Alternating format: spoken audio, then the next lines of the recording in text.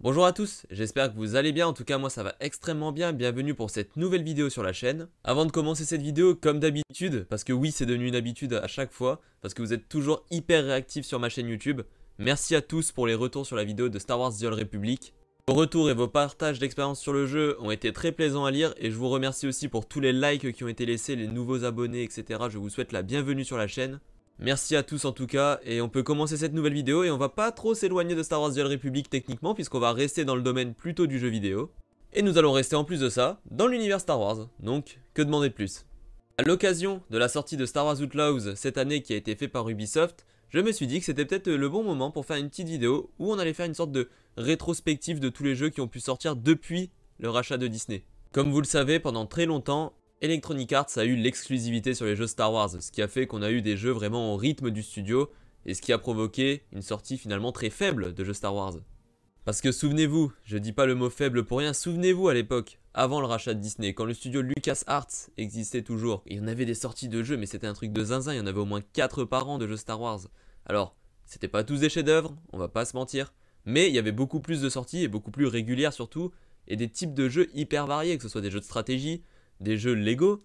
On avait aussi les KOTOR par exemple, les RPG, tout ce genre de choses. On avait des jeux un peu plus typés God of War, genre comme le pouvoir de la force. On avait même des films, les jeux de films, genre Star Wars 3. Ceux qui ont joué à Star Wars 3 sur PS2, pitié, je vous attends dans les commentaires. Avouez que ce jeu était une masterclass absolue. Qu'est-ce que j'aimerais voir ce jeu porté sur nos générations actuelles. Parce que regardez, récemment on a eu Republic Commando qui est ressorti, on a eu les Jedi Academy. Il me semble qu'il y a aussi les jeux de Spod Racer, etc. Il y a eu Star Wars épisode 1, qui est un jeu pourri d'ailleurs, mais il est sorti quand même sur les PlayStation 5, etc.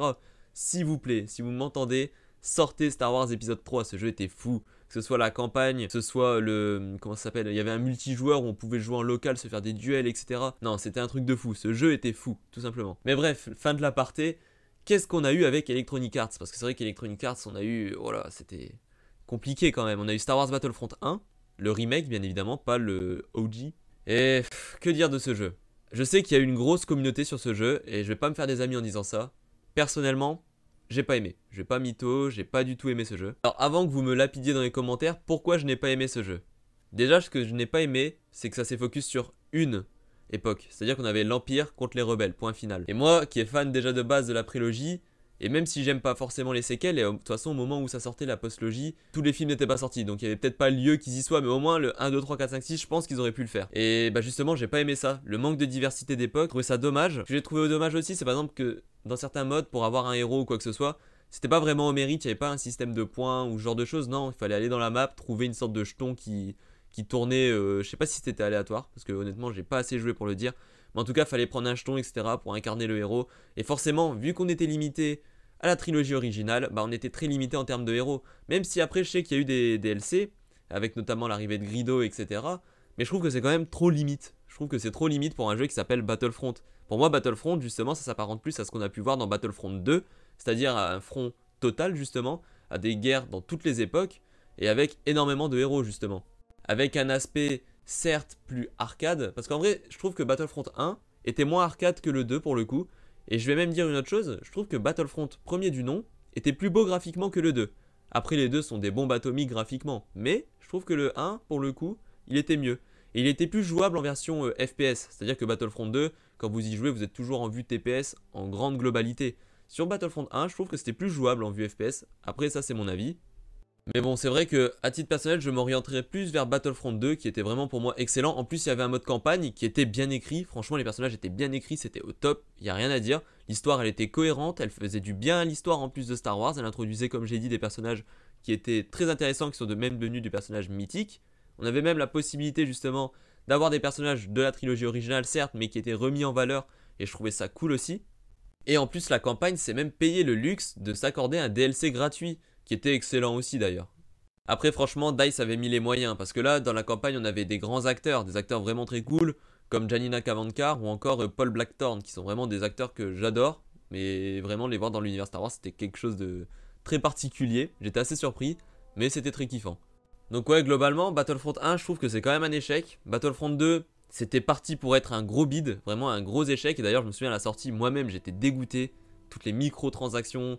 Il y avait encore moins ce système de mérite, c'était vraiment sors ta carte bleue et tu pourras jouer tranquillement. Et ça pour moi c'était pas possible. C'est vraiment une philosophie que je n'aime pas. Et c'est pour ça que d'ailleurs que Electronic Arts, en général, j'ai un peu de mal avec eux parce que c'est beaucoup trop axé sur ça. Trop de microtransactions, trop de volonté de faire une sorte de pay to win un peu caché, etc. D'ailleurs, Battlefront 2 a été attaqué en justice, etc. par rapport à ça parce que justement, on accusait le jeu d'être devenu un casino. Après, je me souviens, l'équipe a changé. On a eu l'arrivée d'ailleurs d'un nouveau community manager qui était incroyable, Ben Wall, qui me semble. Je veux pas me tromper sur son nom. Ce mec était un GOAT ultime, il avait une méthode de communication qui était incroyable, il était proche de la communauté et en plus de ça, il donnait la hype sur tous les DLC qui sortaient. Donc c'était vraiment cool. Et du coup, je pense que je m'avance pas trop quand je dis que cette personne a eu un rôle essentiel dans la renaissance de Star Wars Battlefront 2. Puis en plus, franchement, on avait une grande communauté française, on était très présents sur le jeu. D'ailleurs, en plus, on avait un super youtubeur, Battlefront FR, à chaque fois, qui nous tenait informés des rumeurs, des prochaines mises à jour, etc. Vraiment, il a fait un travail incroyable pendant tout le temps de Star Wars Battlefront. D'ailleurs, je regarde toujours ses vidéos à l'heure actuelle parce que maintenant, il fait sur d'autres jeux Star Wars ou même d'autres jeux annexes, mais il est toujours à fond, il est toujours à fond, donc c'est vraiment cool. C'est le genre de vidéos qui font qu'une communauté peut se réunir et se créer justement. Et c'est hyper important, je trouve, pour des jeux comme Star Wars Battlefront 2 justement à l'époque. Après, en termes de jeux multijoueurs, franchement, on n'a pas eu grand chose à se mettre sous la dent. Parce que honnêtement, après, on a eu Star Wars The Squadrons. Bon, c'était un jeu de vaisseau quoi, à 40 €. On y joue, personnellement, j'y ai joué 3-4 heures. Après, t'as fait le tour. C'était pas. Alors, oui, le pilotage était extrêmement poussé, etc. Le jeu, pour ce qu'il devait proposer, il est bien fait. Mais c'est beaucoup trop peu pour tenir réellement une communauté, je trouve, sur même un an. Tu vois, franchement, il y avait trop peu. Il y avait beaucoup trop peu de contenu à faire là-dessus. Après, en plus, cette ère-là, ça a été aussi la fermeture de beaucoup de jeux de téléphone. Parce qu'on avait un jeu Star Wars qui était sympa. Justement, il y avait un système de cartes, etc. C'était des assauts avec une équipe. On montait une équipe, on avait un héros et puis on avançait, etc. C'était vachement cool, je trouve. Ce jeu, il a pas tenu longtemps. Il a vite été fermé. Après, il y a eu Galaxy of Heroes. Par contre, Galaxy of Heroes, je préfère pas m'avancer parce que je suis plus très sûr. Pour moi, il date de ou juste après le rachat ou juste avant. Mais ce jeu-là, pour le coup, on peut rien dire. Il marche encore. Il y a encore une énorme communauté dessus. Et bon, j'y joue pas beaucoup parce que c'est pas le style de jeu que j'affectionne particulièrement. Mais c'est un jeu, lorsqu'on arrive dessus, il devient très vite chronophage et on a vite envie de collectionner les personnages. Et pour ceux qui sont plus dans la performance, il y a justement cette notion un peu compétitive, etc. Pour le coup, c'est une franche réussite ce jeu. Après, il y avait eu un jeu aussi, Star Wars Lego Tower. C'était une sorte de Clash Royale version Lego Star Wars. Je crois qu'il est jamais sorti officiellement. J'ai pu y jouer sur mon iPhone à l'époque et c'est tout. On n'entend plus parler. En fait, le problème avec les jeux Star Wars dernièrement, on a eu beaucoup d'annonces, beaucoup d'images. On n'a jamais rien eu réellement. Quand on regarde Star Wars Hunters, ça fait 2 ans qu'il devait sortir et au final il est réellement sorti officiellement en début d'année. C'est quand même inquiétant je trouve là-dessus. Mais là après on n'est plus dans l'ère EA donc c'est plus globalement. C'est Lucasfilm Games qui a des petits soucis j'ai l'impression dans ses releases.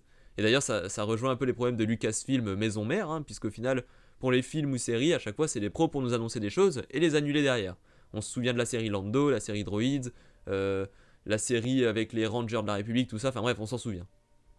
Ensuite, il y a eu la magnifique, et ça pour moi c'est vraiment mes coups de cœur depuis le rachat, c'est la saga, parce que oui, ça va être une saga vu qu'il y aura une trilogie même. Les Star Wars Jedi Fallen Order et Jedi Survivor, pour moi les deux sont incroyables. C'est des jeux que j'adore. En plus, l'acteur, justement, je l'adore. Cameron Monaghan, c'est un acteur que j'ai découvert dans Gotham et je trouve que sa performance en tant que Joker est tellement sous-estimée. Elle est tellement sous-estimée, j'invite tous ceux qui regardent cette vidéo à regarder Gotham. Parce que c'est vraiment une série de ouf déjà, moi j'ai trouvé que c'était une série vraiment incroyable. Mais en plus la performance de Cameron Monaghan dedans est incroyable, tout simplement.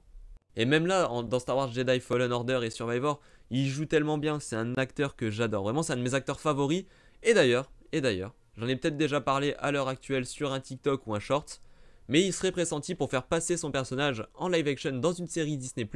Et évidemment ce serait Cameron Monaghan qui reprendrait le rôle très logiquement. Et je serais tellement content pour ça parce que Cal Kestis pour moi c'est un des personnages les mieux écrits de Star Wars depuis le rachat.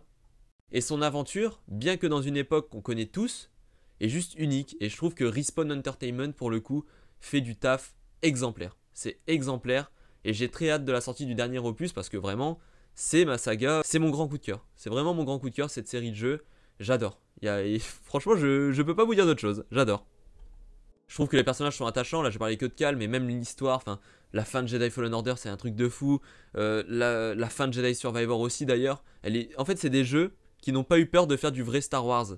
Quand je dis vrai Star Wars, c'est à dire que ils n'ont pas peur de jouer sur la nuance, on voit un personnage qui est quand même torturé par les événements, on n'a pas un personnage un peu, pas lisse, mais vous voyez qui est dans un sens unique, c'est à dire il fait pas le bien, il fait pas que le bien, il fait pas le mal ou quoi que ce soit, c'est quelqu'un avant tout qui souffre intérieurement.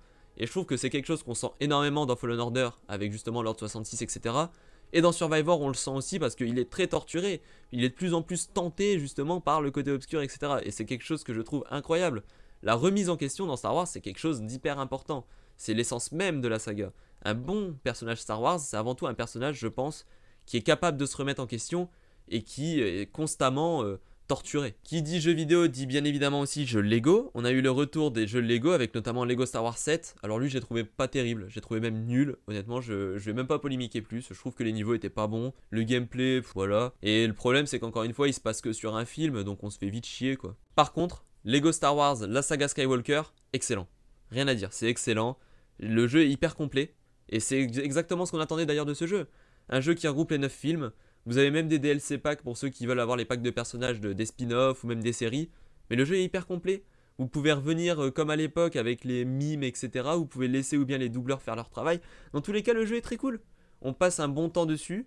On a des objectifs annexes. L'open world, il est vraiment cool pour le coup. Franchement, rien à dire. Ce jeu est excellent. TT Games nous ont habitués à des bons jeux Lego. On retrouve leurs pattes et c'est incroyable. Il n'y a rien à dire. Pour moi, ce jeu, Lego Star Wars, la saga Skywalker, vaut largement la même lignée que Lego Star Wars le premier jeu, que ce soit Lego Star Wars 2 aussi. Oh là là, quel jeu que j'ai poncé à l'époque avec mon ami. Je lui fais une petite dédicace d'ailleurs s'il voit cette vidéo. Lego Star Wars la saga complète, bien évidemment, était incroyable. Lego Star Wars 3 The Clone Wars, excellent les amis. Il était excellent aussi. Et pour moi, justement, les jeux Lego, en fait, à part Lego Star Wars 7, c'est tous des masterclass de toute façon. Je pense pas qu'il y ait eu un jeu Lego Star Wars faible. Et après, bien évidemment, on a eu toute cette ère, qui est même toujours en activité pour le coup, où tous les anciens jeux n'ont pas forcément été remake, mais ont en tout cas été portés sur nouvelles consoles. Alors on a quand même eu Battlefront classique, qui est un remake, enfin un remastered plutôt, de Battlefront 2 et Battlefront 1. Bon, c'est cool, après ils l'ont mis extrêmement cher pour ce que c'est quand même, et surtout le jeu est sorti beaucoup trop buggé, avec des serveurs pourris, et c'est extrêmement dommage, parce que je pense que si le jeu avait justement eu au moins des serveurs solides, actuellement beaucoup seraient dessus justement, et maintenant malheureusement il y a eu beaucoup de reventes, le jeu, enfin au final ça a fait un flop quoi malheureusement. Après je sais pas si c'était Aspyr qui était derrière tout ça, mais Aspyr de toute façon, dès qu'ils nous ressortent ou qu'ils font un portage, j'ai l'impression qu'il y a tout le temps un problème, c'est assez dommage. Mais on a eu toute cette ère un petit peu, on a eu République Commando, les Jedi Academy, comme j'ai dit on a eu aussi le jeu Star Wars épisode 1, on a eu Star Wars Pod Racer, etc. qui sont sortis sur les nouvelles consoles, c'est cool. Mais après bon c'est pas vraiment du nouveau contenu donc je les mets à part, mais je trouve que c'est toujours cool de mettre à jour un petit peu ces jeux, de remettre la lumière justement dessus. Après il y a des jeux comme Star Wars épisode 1, bon ils ont peut-être pas forcément besoin de cette lumière étant donné que c'est vraiment des gros navets. En tout cas je reprends la cause que je défendais au début de cette vidéo, s'il vous plaît, portez Star Wars épisode 3 sur la PS5, la Xbox, tout ça, tout ce que vous voulez, mais portez-le, je vous en supplie.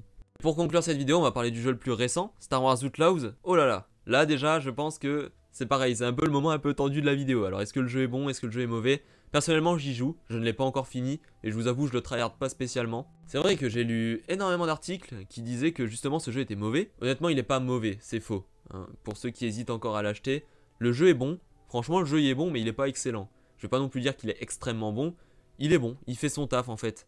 C'est un jeu Ubisoft si vous voulez. Tous les défauts que vous voyez par exemple sur les nouveaux Assassin's Creed ou quoi que ce soit, vous le retrouverez sur ce jeu là. Mais en même temps vous retrouverez le skin Star Wars. Et pour le coup, ça se passe bien. Il y a quand même eu des petites différences, etc. Ils ont tenté de faire des choses un peu différemment. Mais globalement, c'est ça, quoi. C'est un jeu Ubisoft, les amis. Si vous aimez pas les jeux Ubisoft, surtout les jeux récents, pour le coup, vous n'aimerez pas Star Wars Outlaws. Je préfère être honnête avec vous. Maintenant, si la passion pour Star Wars passe au-dessus, etc., je vous invite quand même à vous laisser tenter par le jeu en question. En fait, le problème de Star Wars Outlaws, si vous voulez, c'est qu'il reprend les animations un peu rigides qu'ont les jeux Ubisoft dernièrement. Les gunfights sont pas terribles. Et ouais, les quêtes sont... Voilà, c'est des quêtes d'infiltration. En fait, comme je l'ai dit, ça ne renouvelle pas le genre. Il n'y a pas eu, je trouve, une grosse prise de risque sur ce jeu. Et c'est un petit peu dommage parce que je pense que les gens en attendaient beaucoup, justement. Mais en tout cas, je vous invite quand même, si vous avez l'occasion, à y jouer parce que c'est quand même un bon jeu. Voilà, c'est un bon jeu. Vous passerez du bon temps dessus. Et franchement, l'exploration, pour le coup... L'open world, l'exploration, tout ça, c'est vraiment extrêmement bien fait. Pour le coup, il n'y a rien à dire.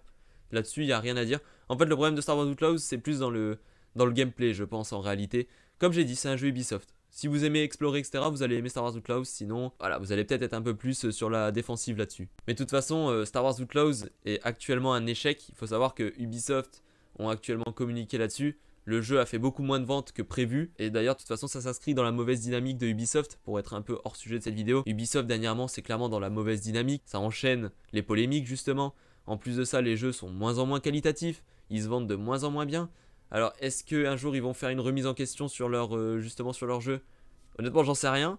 Mais c'est vrai que Ubisoft, c'est un peu dommage parce que de base, moi, c'est un de mes studios préférés aussi. Je me souviens des anciens Assassin's Creed, etc.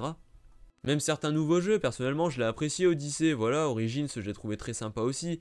Mais quand on regarde, le problème, c'est que derrière, on a des jeux comme Assassin's Creed Mirage qui, pour moi, sont pas bons. Shadows, ça donne pas envie. Surtout que derrière, on a déjà eu des jeux qui ont proposé justement cette époque un peu samouraï, tout ça, et qui ont fait vraiment, qui ont mis déjà la barre très haute. Et là, on sait très bien déjà, ça va pas être terrible, honnêtement. Ubisoft, il se stéréotype complètement et c'est dommage. En fait, c'est dommage, voilà. C'est le problème avec Ubisoft, c'est qu'en plus, de base, c'est français, les amis Ubisoft.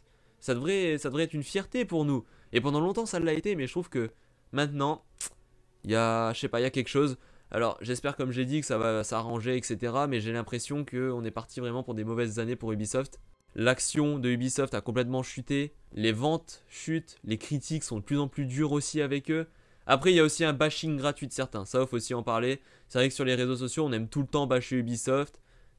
Justement, avec Star Wars Outlaws, comme j'ai dit, j'ai vu des gens dire que c'était le pire jeu limite du siècle. On en est très loin, les amis. On en est vraiment très loin.